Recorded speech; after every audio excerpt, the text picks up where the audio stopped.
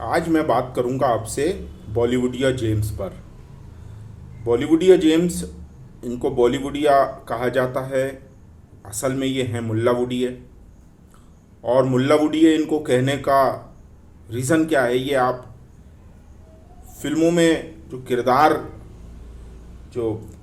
जो डाले जाते हैं, आप उनमें भी देख लीजिए। आपने सत्यम शिवम सुंदरम देखी होगी।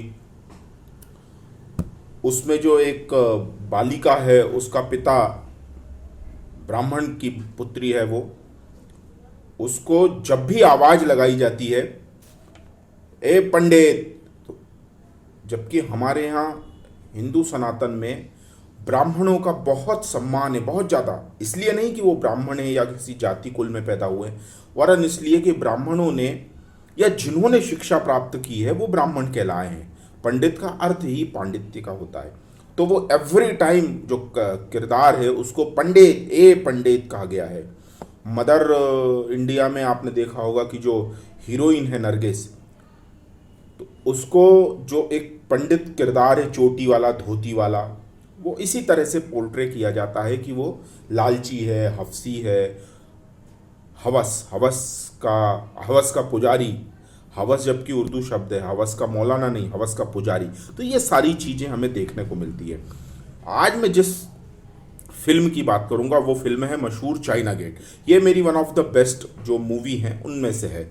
इसमें भी, लेकिन ये मूवी में भी जो अगर 1.5 2 घंटे या 2.5 घंटे के कोई चित्रण की बात की जाए तो इसे आप बहुत अच्छा कह सकते हैं। लेकिन यहाँ पर भी जो निर्माता निर्देशक हैं या जो भी इसमें बॉलीवुडिया मुल्ला वुडिया जो सोच डालना चाहता है, वो इसमें डालने में कामयाब हो जाते हैं और वो डाले जाते हैं, वो चरित्र हमें दिखते हैं। अब मैं आपको बताता हूँ कि वो आपने उसमें किरदार देखे होंगे। ये एक पुरानी जो एक रिटायर्ड फौजियों की कहानी है, जो किसी वजह से जिनका जिनका कोर्ट मार्शल हो जाता है और वो अपने मिशन में कामयाब नहीं होते हैं, और उसी वजह से उनका कोर्ट मार्शल होता है। बाद में फिर उसमें से जो सीईओ है, ओमपुरी ने जो किरदार निभाया है, वो बताते हैं कि मैं अपने आप को पिस्तौल से ख़त्म ही करने वाला था। लेकिन वो एक बालिका रहती है जो उनको चाचा समझती है, तो उनकी वजह से वो फिर दोबारा से उनको जीने का मकसद मिलता है। और जो डाकू जगीरा है, जिसे कि 2 या 3 स्टेट की पुलिस ढूंढ रही है, उसको पकड़ने का उनको एक मकसद मिल जाता है। तो उन्हें लगता है कि जो काम है, जो एक काम उनको सम्मान दिला सकता, वो ये काम हो सकता है।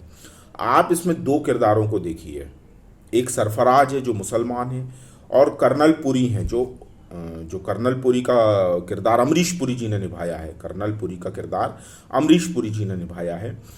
तो कर्नल पुरी ऐसे एग्रेसर हिंदू बताए गए हैं जो मुस्लिमों से एक तरह से नफरत करते हैं, उन्हें हत्या करने वाला, खून खराबा करने वाला बताते हैं। जबकि उनका अपना इतिहास ही ये खुद कहता है कि बाप ने बेटे ने बाप को मार दिया, भाई ने भाई को मार दिया, भतीजे ने चाचा को मार दिया, या चाचा ने चाचा को मार दिया।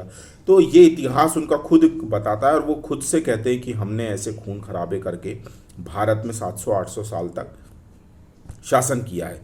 लेकिन फिल्मों में इस तरह से दिखाए जाने में आप देखेंगे कि वहाँ जब ये चित्रण किया जाता है तो कर्नल पुरी को एग्रेशन में दिखाया जाता है, और जो सरफराज है वो बहुत पेशेंसली उस चीज़ को जवाब देता है। और जब ये सारी चीज़ें बता रहे होते हैं, तब जो डैनी जो किरदार हैं वो आके सरफराज के कंधे पे हाथ रखते हैं कि हाँ, हम तुम्हारे साथ हैं एक तरह से। और जब कर्नल पुरी जब एग्रेशन में आते हैं तो सीईओ है वो एक दूसरे पे बंदूक तान देते हैं, सरफराज और ये कहते हुए कि तुम मेरी जाति पे, और ऐसा वैसा। तब सीईओ जो ओमपुरी ने जो किरदार निभाया, वो आके वहाँ पर एक तरह से कर्नल पुरी को ही आके ये बोलते हैं कि अब ये दोबारा नहीं होगा, और आज से ये आप लोगों के लिए मिशन खत्म हो गया है। तो जानकर के हिंदू कैरेक्टर को एक तरह से नेगेटिव शेड दिया जाता है।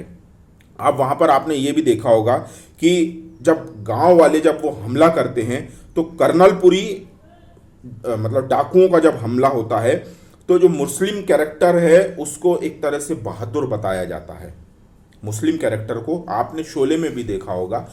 जो मुस्लिम किरदार है, जो नमाज पढ़ने की, मतलब बच्चे की डेड बॉडी पड़ी है, कौन ऐसा पिता होता है जो बच्चे की डेड बॉडी देख के भी बिल्कुल शांति से नमाज का पाठ पढ़ने चला जाएगा। लेकिन यहाँ बॉलीवुडिये जो मुल्ला वुडिये हैं वो ज़रूर इसको पोर्ट्रे इसी तरह से करते हैं कि एग्रेशन वाला है हिंदू और बहुत पेशेंसफुल काम करने वाला जो बंदा है वो मुस्लिम है। अब यहाँ पर देखिए जब वो डाकुओं का हमला होता है तो जो हिंदू किरदार है वो एक तरह से मतलब ये कर्नल पुरी उनको कायर बोल रहे हैं, तुम कायर हो, बोले तुम लोगों ने हमला क्यों नहीं किया, साथ नहीं दिया। और वहीं ये मुस्लिम किरदार जो सरफराज है वो कर्नल पुरी को बोलता है कि तुम परिवार के बोझ को तुम क्या जानो, बोले जिन लोग, ये बोले गांव वाले बुजदिल नहीं है, इन लोगों पे पारिवारिक जिम्मेदारी, मतलब यहाँ पर हिंदुओं के हिंदू किरदार को एक तरह से ना समझ और मूर्ख बताया और एकदम दोष लगाने वाला, और जबकि वही मुस्लिम किरदार को ये बताया है कि ये बहुत पेशेंसफुल हैं और परिवार की जिम्मेदारियों को बहुत अच्छे से समझते हैं। अच्छा, ये चीज़ और मैं आपको बोल देना चाहता हूँ कि जिन लोगों को हल्का फुल्का 2-3-4 मिनट में ही कोई चीज़ समझना हो वो मेरे वीडियो को देख सकते हैं, और जिन लोगों को डेप्थ में और इस चीज़ को गहराई से समझना हो वो नीरज अत्री जी ने बहुत अच्छी तरह से इसको समझाया है। आप उनको समझ के पूरा इस किरदार को समझ सकते हैं, वो बहुत डेप्थ में समझाते हैं। उतना डेप्थ में मुझे समझाना तो मेरी क्षमता में नहीं है, लेकिन मैं फिर भी आपको एक मुल्ला वुडियों की जो ये हरकतें हैं वो आपको मैं बता सकता हूँ। अब यहाँ पर किसी कोई नाम अगर मेरे से छूट रहा हो तो नहीं छूट रहा है। कर्नल पुरी हैं, सीईओ हैं जो ओमपुरी ने निभाया है, सरफराज है जो नसीरुद्दीन शाह ने निभाया है, और अमरीश पुरी इसमें कर्नल पुरी बने हैं। अब यहाँ पे एक किरदार होता है कि वो हिंदू मुस्लिम वाला ये पूरा कैरेक्टर होता है, फिर वो नशे की हालत में हिंदू किरदार को बताया गया है, और फिर उनकी ड्यूटी रहती है कि भाई कोई डाकू रात में हमला ना कर दे, इसलिए कर्नल पुरी जाते हैं। तो सरफराज वहाँ वो बड़े अच्छे से बताते हैं कि कर्नल पुरी आप इस हालत में वहाँ ना जाएं। ये दिखाया जा रहा है कि जो हिंदू किरदार है वो शराब पीता है, व्यसनी है, लेकिन वहाँ कर्नल पुरी कहते हैं कि मुझे किसी सरफराज की ज़रूरत नहीं है, मैं अपना सुरक्षा खुद कर सकता हूँ, ये वो फलाना ठिकाना। और फिर वहाँ जाने के बाद आप देखिए कि वहाँ कर्नल पुरी ऐसे अवस्था में है, जबकि एक सिपाही कभी ऐसी अवस्था में नहीं होता है, उनके ऊपर पत्थर आ रहा होता है, और यही माननीय सरफराज जी जो एक महान आसमान से उतरे हुए महान किरदार हैं, वो आकर उनको वहाँ बचाते हैं, और बचा के फिर वो उसमें एकदम उनका हृदय परिवर्तन भी हो जाता है। किनका? जो हिंदू कैरेक्टर है कर्नल पुरी का। तो यहाँ पर आप ये देखिए, कर्नल पुरी अपना पूरा नाम बताते हैं केवल कृष्ण पुरी। ये चीज़ें मैंने नोट कर ली हैं ताकि वो बोलते में मिस ना हो जाए, ठीक है। तो पत्थर से बचाते में वो फिर उनका पूरा किरदार, उनका जो चरित्र है वो बदल जाता है, और कैसा मुस्लिम किरदार, मतलब पूरी बॉलीवुडिया फिल्म आप ऊपर से नीचे तक उठा ले, मुझे एक भी किरदार बता दें जो नेगेटिव शेड लिए हो, जो मुस्लिम किरदार हो।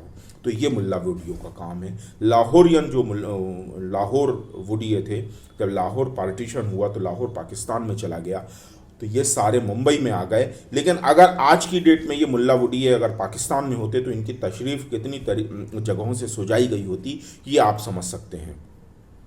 तो आई होप कि मैं आपको ये मुल्ला वुडिया दर्शन, जो बॉलीवुड हमें मुल्ला वुडिया ज्ञान देता है, वो मैं समझाने में आपको सफल रहा हूँ। और नीरज अत्री जी को भी आप सुन सकते हैं अपनी रुचि के अनुसार, बहुत डेप्थ में और बहुत अच्छी तरह से वो सब्जेक्ट को रखते हैं। यूँ समझ लीजिए कि विचार हमारे हैं, शब्द उनके हो जाते हैं। हर व्यक्ति ये समझ सकता है और अच्छी तरह जान सकता है कि किरदारों को क्यों, हिंदू किरदारों को ही नेगेटिव शेड दिया जाता है, एग्रेसर बताया जाता है, और मुस्लिम किरदार बड़े महान बताए जाते हैं। तो ये सारी कमान जो मनोरंजन की है वो मुसलमानों के ही हाथ में है, मुल्ला वुडियों के हाथ में है, जो एक तरह से हिंदू घृणा को ही चरितार्थ करते हैं। तो यहाँ पर अगर आप मेरे वीडियो और अच्छे तरह से सुनना चाहते हैं और सपोर्ट करना चाहते हैं तो 9200114611 पे आप गूगल पे, फ़ोन पे इत्यादि कर सकते हैं। ये वीडियो मैं आपको व्हाट्सएप पे भी दूंगा, इंस्टा पे अगर लोड हो जाएगा तो इंस्टा पे भी दूंगा, और यूट्यूब पर डाल दूंगा। नारायण हरणे ही नाम से यूट्यूब चैनल है, उसमें आप डिटेल में सारी चीज़ें देख सकते हैं, और जो भी मुझे आप सपोर्ट करना चाहें वो कर सकते हैं।